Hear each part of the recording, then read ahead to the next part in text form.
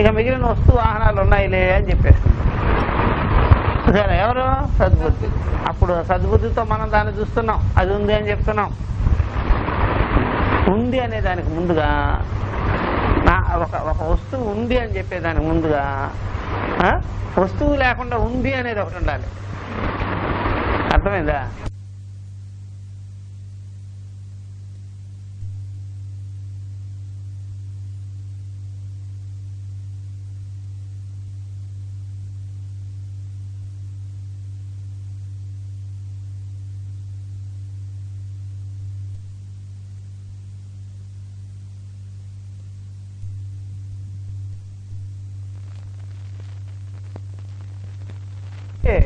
ఇక మిగిలిన వస్తు వాహనాలు ఉన్నాయిలే అని చెప్పేస్తుంది. సరే, ఎవరు? సద్బుద్ధి. అప్పుడు సద్బుద్ధితో మనం దాన్ని చూస్తున్నాం, అది ఉంది అని చెప్తున్నాం. ఉంది అనే దానికి ముందుగా ఒక వస్తువు ఉంది అని చెప్పేదానికి ముందుగా వస్తువు లేకుండా ఉంది అనేది ఒకటి ఉండాలి. అర్థమైందా? సత్ అనే సత్ ఇది, సత్ ఇదం అని చెప్పేదానికి ముందుగా ఇదం పోయి సత్ ఉండాలి. ముందుగా ఏముండాలి? సత్ ఉండాలి. ముందుగా సత్ ఉండి ఒక స్వరూపంగా ఎగ్జిస్టెన్స్ ఒకటి ఉండి ఆ తర్వాత నామరూపాల ఎగ్జిస్టెన్స్ ఉండాలి. ఉంటుందా? అందుకని అది పోయినా సరే ఆ ఎగ్జిస్టెన్స్ అలా ఉంటుంది. అందరిలో సద్భావన ఉంటుంది, సత్స్వరూపం ఉంటుంది అనమాట. అదొక్కటే సత్యం. ఆ సత్ మీద ఆశ్రయించుకొని ఉన్నవన్నీ కూడా అసత్యం. చూసారా? అంటే సుఖ దుఃఖాలు, శీతోష్ణాదులు, వాటికి ముందుగా ఎవరుండాలి? అనుభవించేవాడు, తెలుసుకునేవాడు ఉండాలి. అతను ఉండి అవి వచ్చాయి. వాటిని ఉన్నాయని చెప్పడం కన్నా వాటికి నేనున్నానని తెలుసుకోవడం బెటర్. అప్పుడు అయిపోతే వాటి మీద దృష్టి పెట్టేసినాం, అయిపోతే నేను పోయినట్టే. కాబట్టి నన్ను నేను వదులుకోకూడదు. వాటిని పట్టుకుంటే నన్ను నేను వదిలేసినట్టే. కాబట్టి అవన్నీ శీతోష్ణాదులన్నీ వస్తూ పోతుంటాయి. ఆ వస్తువు పోయేదానికి నేను ఒకటి ఉండాలి సన్మాత్రంగా. నేను కూడా వస్తూ పోయేవాడిని అయితే ఇక ఎవరు ఏమి చెప్పేవాళ్ళు మిగలరు. మంచి మంచి విషయాలు ఇవన్నీ జనాలు అర్థం చేసుకోవాలి. ఈ జ్ఞానమే మనుషులకి మంచి మార్గదర్శనంగా ఉంటుంది. సత్ జ్ఞానం, సద్దర్శనం ఉండాలి మనుషుల్లో. నేనున్నాను, నేను ఇట్లా ఉండేవాడిని, కాబట్టి పూర్వం ఎలా ఉండేవాడిని, ఇప్పుడు ఎలా ఉంటున్నాను, ఇక మీదట ఎలా ఉంటున్నాను, ఇవన్నీ ఇలా ఉంటున్నాయి అని చెప్పేదానికి నేను ఎలా ఉన్నాను అని తెలుసుకోవాలంటే అది ప్రతి ఒక్కడికి ఇది అవసరం. అలా లేదంటే వాడి యొక్క స్వభావాన్ని, స్వరూపాన్ని వాడు స్పృశించలేడు, తెలుసుకోలేడు. వాడు ఆ తెలుసుకోకపోవడం బట్టి వాడు ఎటుపోతున్నాడో వాడికి తెలియదు. ఎందుకయ్యా అంటే ఎప్పుడైనా లైట్ హౌస్ లేకుండా ఏ పడవలు ప్రయాణం చేయడం కష్టమైపోతుంది. ఎందుకని? లైట్ హౌస్గా కదా చూపించేది, ఒడ్డు చూపించేది అదే కదా. దాన్ని బట్టి మనం చేరుకుంటాం. అసలు ఆ సత్ జ్ఞానం లేకపోతే లోపల నేను ఇట్టి వాడిని, ఇది ఈ వ్యవహారాలకు పూర్వం ఇలా ఉన్నాను నేను అనేది తెలుసుకోకపోతే చాలా కష్టం. ఏదైనా రాజకీయ నాయకులు కానీ ఎవరు కానీ ఇవన్నీ కలిగే ఉండాలి. ఈ సంసారాలు కానీ ఎవరైనా ఈ జ్ఞానం కలిగే ఉంటే అప్పుడు మనకు తెలుస్తుంది. అనామరూపాల వలె నశించిపోతూ ఉంటే ఇక మనకు మిగిలింది ఏమి ఉండదు. కాబట్టి పటాదులు యందు ఆ బుద్ధి ఉంది కదా, చూసే బుద్ధి, తెలుసుకునే బుద్ధి ఉంది కదా. కాబట్టి విశేషణ విషయాలతో కూడుకున్నదే సద్బుద్ధి అని చెప్పాడు ప్రస్తుతం. విశేషణ విషయాలని దానిలో కల్పించి పెట్టున్నాము. దేనిలో? సద్బుద్ధులు. సద్బుద్ధులు ఏం కల్పించాం? విశేషణ విషయాలు. విశేషణం అంటే తెలుసు కదా మీకు, రంగు, రూపము, వెరైటీస్, అవన్నీ కూడా దాన్ని ఏమంటారా? విశేషణ విషయాలు. ఆ విశేషణ విషయాలంతా మనం కల్పించుకొని పెట్టున్నాం కాబట్టి ఆ సద్బుద్ధి వాటిని కలిగి ఉన్నది కాబట్టి ఒక విశేషణం పోతుంటే ఇంకొక విశేషణాన్ని చూపిస్తుంటుంది. ఒక విశేషణం పోతుంటే ఇంకొక విశేషాన్ని చూపిస్తుంటుంది. ఇలాగా అనేక రకాలైన విశేషణాలంటే మాకు తెలుసుకోవాలి. ఇప్పుడు వంకాయ అన్నది, వంకాయ అంటే అది విషయం, సామాన్యం. అది ఈ రంగులో ఉంది అని చెప్పాం, బ్లూలో ఉంది, ఎర్రగా ఉంది అని చెప్పాం, తెల్లగా ఉంది అని చెప్పాం. అదేమిటే విశేషణాలు. అలాగే గులాబీ పుష్పం ఉంది అన్నాం, దానిలో ఆ రంగు కానీ వాసన కానీ ఆ పెద్దది కానీ చిన్నది కానీ అవన్నీ విశేషణాలు అన్నమాట. అట్లా కాబట్టి బుద్ధి అనేటువంటిది విశేషణ విషయాలతో కూడుకొని ఉంటుంది. ఆ ప్రకారంగా ఆ బుద్ధిలో సద్భావం ఉంటేనే ఆ విధంగా మనకి తెలుస్తూ ఉంటుంది. అప్పుడు విశేషణాలన్నీ ఫెయిల్ అయిపోతుంటుంది, ఒకదానికి ఒకటి ఏదో ఇంకొక విశేషణం గోచరం అవుతూనే ఉంటుంది. చివరికి అన్ని విశేషణాలకి ఏంగా ఉండాలి, మూలంగా సత్తుగా ఉండాలన్నమాట. అది ఇప్పుడు ఈ విషయం చెప్తున్నారు. సద్బుద్ధివత్ ఘట బుద్ధి హ్యాపీ ఘటాంతరే దృశ్యతే ఇది చేతన. ఇప్పుడు ఇంకో పూర్వపక్షం సద్బుద్ధివత్. చూసారా, ఇవన్నీ మొత్తం కలిపి ఒక 4 ప్రశ్నలు వస్తాయి, 4 జవాబులు ఉంటాయి. మంచి విషయం ఇది. సద్బుద్ధివత్ పూర్వపక్షి అడుగుతున్నాడు. సద్బుద్ధి వలె ఘటబుద్ధి అపి ఘటాంతరే దృశ్యతే ఇది చేతన.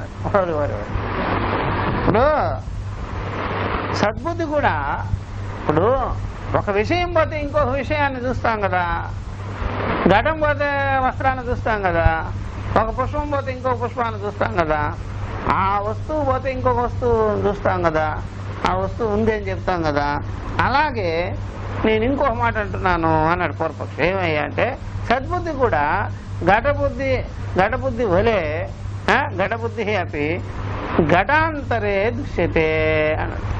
ఇప్పుడు సద్బుద్ధి ఉంటుంది, అది ఘటబుద్ధి కలిగి ఉంటుంది, కుండ బుద్ధి కలిగి ఉంటుంది. సద్బుద్ధి ఎలాగా ఏం కలిగి ఉంటుంది, కుండ బుద్ధి కలిగి ఉంటుంది. ఆ కుండ తర్వాత మరలా ఘటాంతరే వేరే విషయంలో ఆ సద్బుద్ధి కనిపిస్తుంది కదా అన్నాడు. చూసారా, కొండ బుద్ధి ఉన్నది. ఇప్పుడు సద్బుద్ధిలో కొండ బుద్ధి ఉంది, ఆ కొండ ఉన్నది అని చెప్పింది. ఈ కొండ ఫెయిల్ అయిపోయింది, పగిలిపోయింది, అదృశ్యమైంది అనుకోండి, మరలా ఇంకొక విషయంలో సద్బుద్ధి కనిపిస్తుంది. అయ్యా, ఇంకొక విషయంలో సద్బుద్ధి అంటావేంటి అంటే, కొండలో సద్బుద్ధి పుట్టింది, కొండ పగిలేటప్పుడు సద్బుద్ధి పోయింది, మళ్ళా ఇంకేదో వస్తువు కనిపిస్తే ఆ వస్తువులో సద్బుద్ధి పుట్టింది, కలిగింది, ఉన్నది అని చెప్పినట్టు అవుద్ది. అప్పుడు బుద్ధి ఏమిది, నామరూపాలతో పాటు పుడుతుంది. ఆ నామరూపం పోయేటప్పటికి సద్బుద్ధి వెళ్ళిపోతుంది, మళ్ళా ఇంకొక నామరూపంలో పుడుతుంది, ఇంకొక నామరూపంలో ఉంటుంది, మళ్ళీ ఆ నామరూపం పోతే పోతుంది అన్నట్టు అయింది. ఇప్పుడు చూసారా, సద్బుద్ధి ఆల్రెడీ సిద్ధంగా ఉంటుందా, నామరూపాలతో పాటు వచ్చిపోతూ ఉంటుందా? సిద్ధంగా ఉంటుంది కదా. అది కదా కరెక్ట్. అంటే ఒక్కొక్క నామరూపానికి ఒక్కొక్క సద్బుద్ధి పుడుతూ పోతే, నామరూపంతో పాటు పోతూ ఉంటే అరే సత్తు పోయింది అనాల్సి వస్తుంది ఒకటి. రెండోది, ఆయా నామరూపాల్లో పుట్టడం ఏంటి సద్బుద్ధి? ఆల్రెడీ బుద్ధిగా ఉండాలి కానీ, మనలో ఉండాలి కానీ, వాటిలో పుడుతుందా? చెప్పండి, వాటిలో పుడుతుందా? అట్లా కాదు కదా. అది బాగా గుర్తు. పూర్వపక్ష అనేది ఏంటి, ఆయా వస్తువులలో సద్బుద్ధి ఉదయిస్తూ ఉంటుంది, వస్తువులతో పాటు వెళ్ళిపోతూ ఉంటుంది. అప్పుడు మన దగ్గర లేదు ఏది, సద్బుద్ధి మన యందు లేదు, మనదిగా లేదు. చూసారా, మన దగ్గర ఉండాలి కదా సద్బుద్ధి. అప్పుడు మన దగ్గర ఉంటే ఒక్కటిగా ఉంటుంది, మార్పు లేకుండా ఉంటుంది. ఎదురుగా నామరూపాల్లో అయితే అనేకముగా ఉంటుంది, మార్పులుగా ఉంటుంది. వస్తువు ఆయా నామరూపాలతో పాటు పుట్టాల్సి వస్తుంది. ఈ వస్తువులో సద్బుద్ధి ఉంది, ఈ వస్తువు పోయింది, అప్పుడు ఇంకో వస్తువులో చూసుకోవాల్సి వచ్చింది. చూసారా, అప్పుడు ఏమైంది, నామరూపాల వలే ఈ వస్తువుల వలె సద్బుద్ధి కూడా నశిస్తూ పుడుతూ పుడుతూ నశిస్తూ ఉండాలి. సద్బుద్ధి ఎక్కడ ఉండాలి? మా వాడికి అది పుస్తకంతో పాటు బుద్ధి వచ్చిందండి, పుస్తకం పోయి చిరిగిపోయిందండి, బుద్ధి కూడా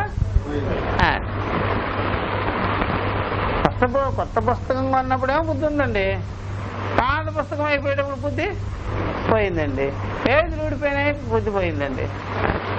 అదే ఇదే సార్ మీరు చెప్పేది. కాబట్టి వస్తువులు నశించినా సరే, నామరూప విషయాలు విశేషణాలు పోయినా సరే సద్బుద్ధి మాత్రం వస్తు గతమైనది కాదు. అంటే నామరూపాల విషయగతమైనది కానే కాదు సద్బుద్ధి. విశేషణాలు పుడతాయి. ఇదిగో దీంట్లో విశేషణం పుట్టింది, ఇదివరకు లేదు, ఇది ఇదివరకు మొగ్గగా ఉంది, ఇట్లా విశేషణం పుట్టుకొచ్చింది. ఇంకా ఏమన్నా విశేషణం ఉంటుంది, ఇంకొద్దిగా పెద్దదవుతుంది, రెక్కలు వచ్చేస్తాయి, వీడిపోతాయి, విశేషణాలు ఉంటాయి. బుద్ధిలో అలాగా విశేషణాలు, సద్బుద్ధికి విశేషణాలు రానే రావు. నామరూపాలకి విషయాలకి విశేషణాలు ఉంటాయి. కాబట్టి విశేషణ విషయ సద్బుద్ధి అని చెప్పినప్పుడు ఆ మనలో ఉండే సద్బుద్ధి విశేషణ విషయాలు కలిగి ఉన్నది అంటే వచ్చిపోయేటువంటి విశేషణ విషయాలే కానీ సద్బుద్ధి మాత్రం విశేషణ విషయాలతో ఉండదు.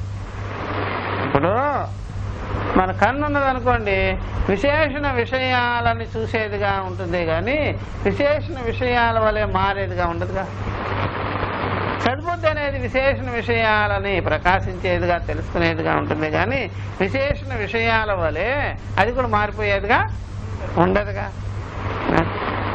కాబట్టి తెలుసుకునేవాడు విశేషణ విషయాలని, ఎన్ని రకాల విశేషణాలైనా ఆయా విషయాలని తెలుసుకునేవాడుగా ఉంటాడే కానీ వాడిలో మాత్రం ఆ మార్పులు రావు అని కదా. అది పూర్వపక్షి సమాధానం చెప్పాలి.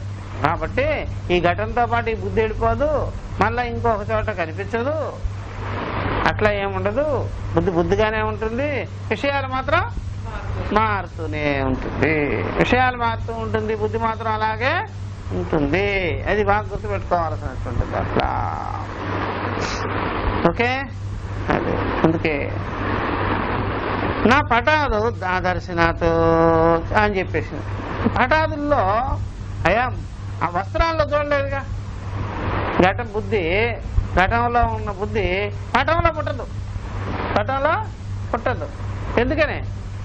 ఇంకా పెట్టలే నేను దృష్టి, పటంలో పుట్టదు అంటే వస్త్రంలో కనిపించదు.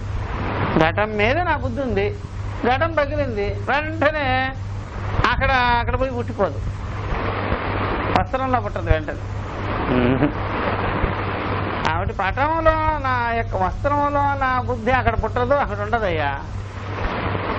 ఘటంలో కూడా లేదయ్యా, నా బుద్ధి నా దగ్గరే ఉంది. ఆ బుద్ధితో మనం ఘటాన్ని చూసాము, వస్త్రాన్ని చూసాము, ఇతర విషయాలను కూడా చూస్తుంటాం. కాబట్టి పటాదులు ఎందు వస్త్రాదులు ఎందు అదర్శనాథ బుద్ధి. అక్కడ పోయి వెతికితే ఉంటాయా బుద్ధి? సద్బుద్ధి ఉంటుందా? ఉంటనే ఉండవు. సద్బుద్ధిలో కానీ వెతికితే విషయాలు ఉంటాయా? ఉండదు. ఆయా విషయాలలో వెతికితే బుద్ధి ఉంటుందా? ఉండదు. మన బుద్ధిలోనూ విషయాలు ఉండవు, ఉంటాయా? విషయాలు ఉన్నాయనుకోండి, విషయాలు నశిస్తే బుద్ధి కూడా ఏమవ్వాలి?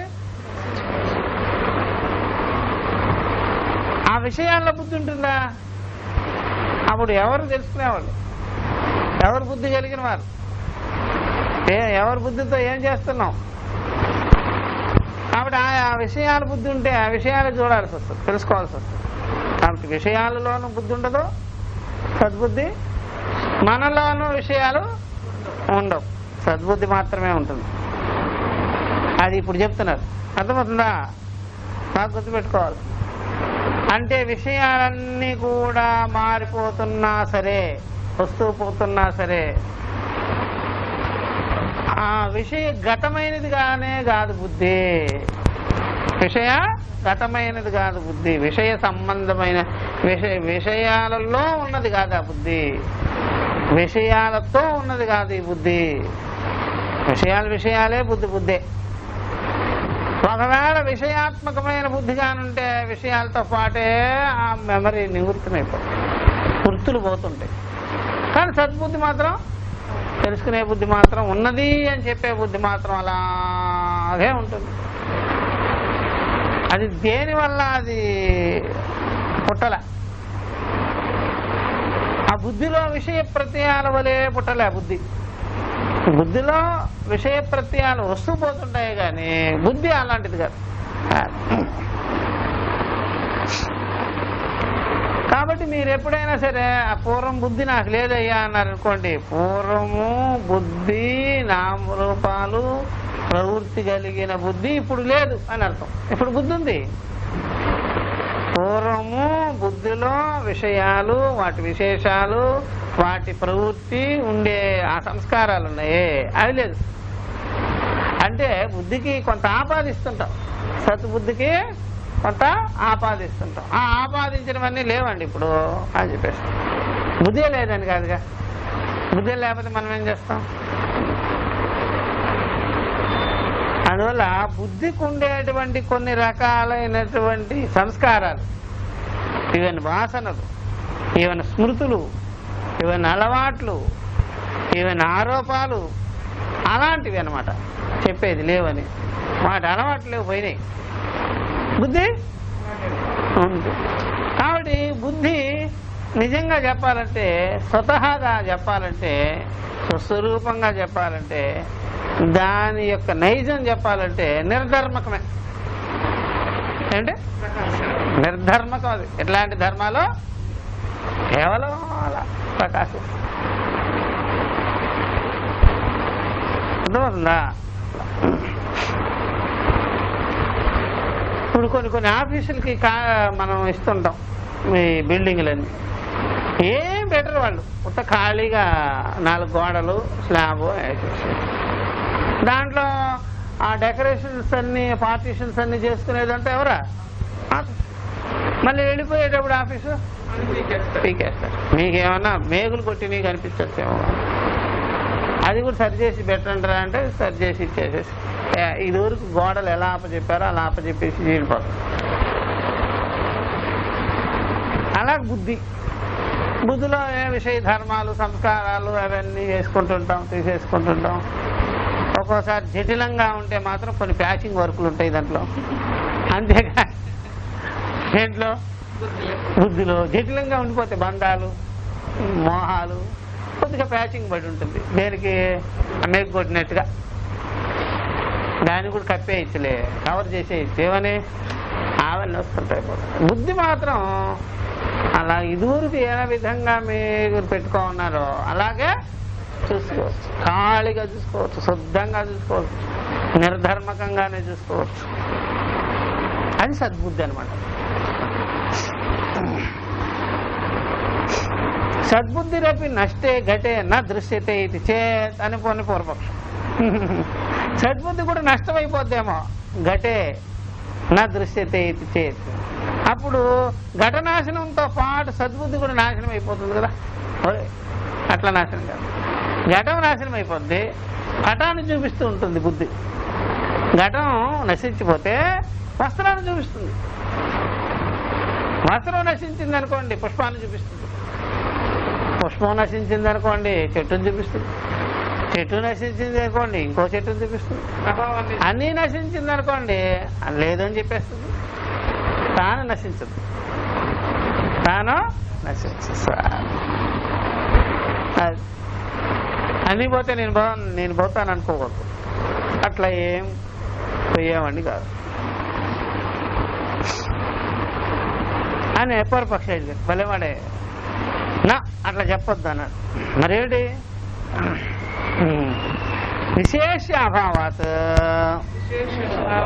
చూసారా?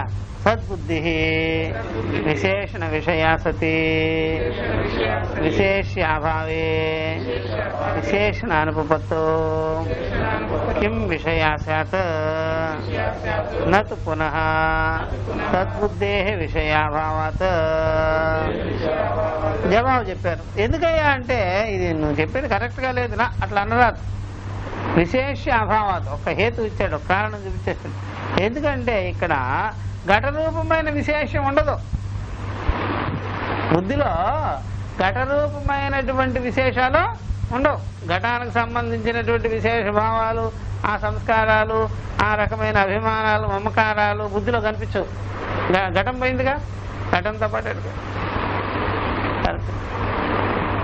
ఎప్పుడైనా మీరు అన్నారనుకోండి, మా సంబంధించుకున్న వాళ్ళు చనిపోయారండి, వాళ్ళ భావాలన్నీ మీలో ఉన్నాయి, మాలో ఉండిపోయినాయండి అంటే, చచ్చిపోతే ఆ భావాలు ఉన్నా వేస్టే. ఎందుకని? అర్థమైందా? ఏమిటి అంటే, చనిపోయినానండి చుట్టపట్టరా అంటుంటాడండి. పట్టుకెళ్ళి ఎవరికి ఇస్తావు? చచ్చిపోయినా ఆయన ఏమని అడిగాడు? ఏమడిగేవాడు? చుట్టపట్టరా అంటాడండి. చుట్టూ బాగా అలవాటండి. అలాగైతే బజార్కి వెళ్ళి పట్టరా, లేడు కాదండి తాగేవాడు, మరి ఎందుకు పట్టుకొస్తావు? విశేషాలు లేవు కదా. చెప్పండి. ఇప్పుడు మనిషి లేకపోతే, ఘటన లేకపోతే నీళ్ళు ఎక్కడ పోసుకుంటాం? ఆ మనిషే లేదు కదా. మరి ఆ భావాలు ఉండి యూజ్లెస్సే కదా. ఏం చేసుకుంటావు చెప్పు? కాఫీ తీసురా అంటే ఎక్కడ పట్టుకెళ్తావు? శ్మశానానికే. విశేష అభావాలు లేదు కదా. విశేషాలు లేవు ఇక బుద్ధికి. ఘటం పోయింది, ఘటానికి సంబంధించిన విశేష భావాలన్నీ లేవు. ఒకవేళ మెమరీ వస్తే కూడా నిజం ఎందుకు అవుద్ది? స్మృతులు వస్తాయి ఇలాగని. ఏం చేస్తావు దాంతో? ఏం చేయలేవు. అలాగా ఏం చేయలేము. దాన్ని వస్తుంటాయి పోతుంటాయి, ఉండవు కూడా. కాబట్టి ప్రతి స్మృతి నిజమైపోద్దా? దానికైనా సంబంధం ఏమైనా ఉంటుందా? ఏముండదే? ఉండదు. కళలో విషయాలకంతా దేంతో సంబంధం పెడతావు? కళలోనే సిట్టింగ్ ఉండదు దానికి సరిగ్గా. కళలో వచ్చే విషయాలు, వ్యవహారాలు కళలోనే నిలబడవు కదా. మళ్ళీ అవి తీసుకొచ్చి మళ్ళీ మెలకువలో ఎక్కడ జాయింట్ చేస్తావయ్యా? అవన్నీ పోతుంటాయి, అన్నీ వస్తుంటాయి పోతుంటాయి. విశేష అభావాత్. ఆ విశేషాలు ఏం కనిపించవు సద్బుద్ధిలో. ఎందుకని?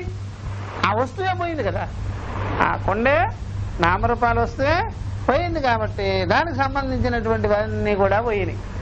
ఇక మనసులో కూడా ఏమి ఉండవు. పెట్టుకోవాల్సిన కూడా పని లేదు. పెట్టుకొని ఏం చేస్తావు? అది పెట్టుకొని ఏం చేయగలవు? ఎందుకని ఎప్పటి వరకు అయితే ఆ నామరూపాలు వస్తుంటుందో, దాని పట్ల మనకి సంస్కారాలు ఉంటాయో, అప్పుడు సంబంధం ఏర్పడుతుంది. బాగా వింటాలా? మళ్ళీ మిమ్మల్ని అడిగితే నాకు పాఠం చెప్పాలి. మిమ్మల్ని అడుగుతా, ఆ పాఠం నాకు చెప్పండి అని చెప్పాలి. మీరు చెప్పగలగాలి. బాగా ఉంది. మిమ్మల్ని అడిగితే ఈ పాఠం నాకు చెప్పేయాలి కదా. ఇది ఉన్నప్పుడు దీని సంస్కారాలు ఉంటాయి, సంబంధం. ఇది పోయితే మనసులో ఏదో ఉంటే ఏం లాభం? ఎవరికి పెడతావు? అది చెప్పాడు అనమాట. విశేష అభావం అయ్యా, అట్లా విశేషాలు ఏమి ఉండవు. ఎందుకని వస్తువే లేదు కదా, ఏం చేసుకుంటావు? సద్బుద్ధి విశేషణ విషయా సతి. సద్బుద్ధి అనేది విశేషణ విషయాలతో కూడుకొని ఉండినట్లయితే, విశేష అభావే, విశేషాలు లేకపోవటం చేత విశేషణాలు కూడా ఉండవు. విశేషణ అనుపత్తవు. కిం విషయాశాతు, ఏ విషయంగా ఉండాలి దాంట్లో సద్బుద్ధిలో? ఒకవేళ ఉంటే ఏం చేయాలి? ఇప్పుడు చెప్పాను కదా దృష్టాంతం. ఏం చెయ్యాలి? ఉంటిదేనండి, అక్కడ ఏమి లేదు కాబట్టి ఇంకా సద్బుద్ధిలో కూడా ఏమి ఉండవు, నివృత్తమైపోద్ది. అసలు సద్బుద్ధి అనుకునేది, నిజం తెలుసుకున్న బుద్ధి అనుకునేది, మూలం తెలుసుకున్న బుద్ధి ఏం పెట్టుకోదు. చాలామంది ఆ ప్రకారంగా రకరకాల భావాలు వస్తున్నాయి కదా నాకు అంటే, వస్తే ఏం చేస్తావు? ఎవరికి ఇస్తావు? ఎవరితో సంబంధం పెట్టుకుంటావు? కాబట్టి ఆ ప్రకారంగా అట్లా ఏమి చేయలేము, వేస్ట్, వదిలేయడం. కాబట్టి ఆ సద్బుద్ధి ఉండబట్టి ఆ మెమరీలు కూడా వచ్చాయని తెలుసుకుంటే బెటరేగా. ఘటం వల్ల వచ్చిందా? కొన్ని రకాల గతంలో ఉండేవన్నీ జ్ఞాపకాలు వస్తాయండి. ఆ ఘటం వల్ల కుండ వల్ల వచ్చిందా? కుండాన్ని ఊరికే వాడా అంటే నామరూపాల వస్తువు వల్ల వచ్చిందా? సద్బుద్ధే క్రియేట్ చేసిందా? సద్బుద్ధే పుట్టించింది. పుట్టిస్తే ఘటం లేకపోతే ఎవరి మీద పెడతావు? అది సద్బుద్ధి ఎందుకు పుట్టించింది సార్? ఆ త్రికాలదర్శి 3 కాలాల్లో సత్తుగా ఉంది కదా, అందుకని పుట్టింది. అందుకని మనసుకి జ్ఞాపకాలు రావడం కూడా సత్తు ఉంది కాబట్టి. కుండకు పుట్టదు కదా జ్ఞాపకాలు. అందువల్ల డెడ్ బాడీలు జ్ఞాపకాలతో రావు బయటికి. వాటికి ఏ సంస్కారాలు ఉండవు, ఏ మహిమలు ఉండవు, దానిలో చెలించేదానికి కూడా ఏమీ లేదు అక్కడ. కానీ సద్బుద్ధి మాత్రం తెలుస్తూనే ఉంటుంది. కాబట్టి నదు పునః సద్బుద్ధే విషయాభావాత్. కాబట్టి అయితే మరే చూసుకోండి, సద్బుద్ధి దేని విషయం చేయాలి? అక్కడ విషయాలే లేవు కదా, విషయాలే లేవు కదా. అలాంటప్పుడు సద్బుద్ధి కూడా అభావం అయిపోద్దా? అవునా? మంచి పాయింట్స్ అవి. విషయాలు లేకపోతే విషయాలని ప్రకాశించేది, వాడుకునేది, ఉపయోగించుకునేటువంటి బుద్ధి కూడా వెళ్ళిపోదు కదా. అది అలాగే నదు పునః సద్బుద్ధే విషయాభావాలు. విషయాలు లేకపోయినా సరే సద్బుద్ధి అనేది మాయమైపోతుంది, ఉంటుంది. కాబట్టి మీకు ఆ విషయాలు లేకపోయి కూడా ఏదైనా సంకల్పాలు, ఏదైనా స్మృతులు అవన్నీ చేసేది కూడా సద్బుద్ధే. సద్బుద్ధికే ఇవ్వండి, సద్బుద్ధి చెప్పేస్తుంది. ఊరికే నేనున్నాను కాబట్టి ఇవన్నీ ఒక్కసారిగా జ్ఞాపకం చేయించాను, అయినా ఉపయోగం లేదు కదా. ఇవన్నీ ఉపయోగం లేదు, అందుకని నేనే మింగేస్తాను అనుకోవాలి. ఆ బుద్ధి నేనే తెచ్చుకున్నా. ఇవన్నీ ప్రయోగంలో ఎవరి మీద ప్రయోగం చేస్తాం? ఇది ఆ మనుషులు లేరు అంటే ఆ చచ్చిపోయిన వాళ్ళు, గతంలో మీతో సంబంధాలు బాంధవ్యాలు కలిగిన మనుషులు, ఆ ఉపాధి పోయిన తర్వాత వాళ్ళ మీద కోపాలుంటే ఇదివరకు ఆ డెడ్ వాటితో పాటే వెళ్ళిపోయింది, అయినా సద్బుద్ధి జ్ఞాపకం చేసుకుంటుంది. అది ఎవరి మీద ప్రయోగం చేస్తావు? పాపం, ఆ తాపం ఎవరి మీద చేయలేం కదా, మనుషులే లేదు కదా. మరి ఎందుకు రావాలి అంటే సద్బుద్ధి కదా తెప్పిస్తుంది. అది ఎందుకని అదే ఉంది కదా మొదటి నుంచి. అవన్నీ ఒక్కసారిగా అది తనలో పెట్టుకొని తన సత్తా మాత్రంగా ఉంది కాబట్టి అది తీసుకొస్తుంది. తీసుకొస్తే మాత్రం ఉపయోగం లేదు కదా. అవన్నీ సద్బుద్ధికి కూడా తెలుసు ఉపయోగం లేదని. మరి ఎందుకు చేసావంటే నేను చచ్చిపోతే కదా, నేను ఎప్పుడూ సజీవంగా సత్మాత్రంగా ఉంటున్నాను కాబట్టి అవన్నీ అందిస్తుంటాను. నీకు ఉపయోగం లేదు, అది నాకు తెలుసు కాబట్టి నేను వెనక్కి తీసేసాను. అది కూడా విచారం చేయాలి అందరూ, ఎవరైనా సరే. సద్బుద్ధి ఉంటే మెమరీలన్నీ వస్తూ ఉంటాయి. విషయాలను బట్టి రామవి, సద్బుద్ధిని బట్టి వచ్చాయి. చచ్చిపోయిన వాడు వచ్చి మనం లేపల. బతికుండే మనసు, నిత్యంగా ఉండే బుద్ధి లేపేస్తుందండి. చచ్చిపోయిన వాడు లేపదు, ఆ యొక్క సంస్కారాలు లేపుతుంది, ఆ అలవాట్లు లేపుతుంది, ఇదివరకు మనం అనుకున్నది లేపుతుంది. అర్థమైందా? మరి ఇంకొద్దిగా దీన్ని బాగా విచారం చేసుకోవాలంటే, ఆ మనసుకి ఈ రకమైనటువంటి స్మృతి భావాలన్నీ రాకుండా ఉండాలంటే ఎలా సార్? రాకుండా పెట్టుకోవచ్చు, వచ్చినా సరే సమస్య లేదు. తెలిసిన వాడికి ఏది సమస్య లేదు, తెలియని వాడికైతే వచ్చినప్పుడు తట్టుకోలేడు. సద్బుద్ధి జ్ఞానం లేనివాడు, సద్బుద్ధిని కలిగి లేనివాడు, సద్బుద్ధి కలిగి లేనివాడు అంటే సద్బుద్ధి లేనివాడు, సద్బుద్ధి జ్ఞానం లేనివాడు, మనోమాత్రుడు, సంసారి, వాడికి సద్బుద్ధి వదిలిపెట్టేస్తూనే ఉంటుంది. ఈ రకమైన స్మృతులు వాడు తట్టుకోలేడు. సంసారికైనా సద్బుద్ధి వెనకాల ఉంటుంది కదా, వదిలేస్తూ ఉంటుంది అది. వీడు ఆ జ్ఞాపకాలని తట్టుకోలేడు, బాధపడిపోతాడు. అదే వివేకి విచారం చేసుకున్నవాడు సద్బుద్ధి ఇలా ఉంటుంది, అసద్బుద్ధి ఇలా ఉంటుంది, నేను ఇలాంటి వాడిని, నాకు స్వరూపం ఉంది, చైతన్యం ఉంది, ఆత్మగా ఉన్నాను, ఆత్మభావంతో ఉండేటువంటి బుద్ధి కూడా నాలో ఉంది, అందుకనే ఇవన్నీ జ్ఞాపకాలు వస్తాయి, అయినా నన్ను ఏం చేయవవి, అవి ఏం చేస్తాయి, వస్తూ ఉంటాయి పోతుంటాయి భావాలు, దానికి సంబంధింపబడిన మనుషులు లేరు కదా, ఇక్కడ వస్తువులు లేదు కదా అని ఆ తెలుసుకున్న వాడికి ఏం చేయదు, అది ఏమవదు. సంసారికి అయితే జ్ఞాపకాలు ఏమైపోద్ది, పిచ్చి పట్టిస్తాయి. అందువల్ల సద్జ్ఞానం కలిగించుకున్నవాడు లేకపోతే సంసారిగా ఉండేవాడు, వానికి తేడాలు ఇదే కదా. అందుకనే ఆ మనుషులు కొంతమంది బాధపడిపోతూ ఉండేదానికి కారణం ఏంటయ్యా అంటే మనలో ఆ సద్రూపం ఉంది, మనం సత్స్వరూపులమై ఉన్నాము, బుద్ధికి సాక్షిగా ఉన్నాము, ఆ సాక్షిత్వమే బుద్ధిలో సత్తా మాత్రంగా ఉంది, అది అన్నిటికీ సాక్షి.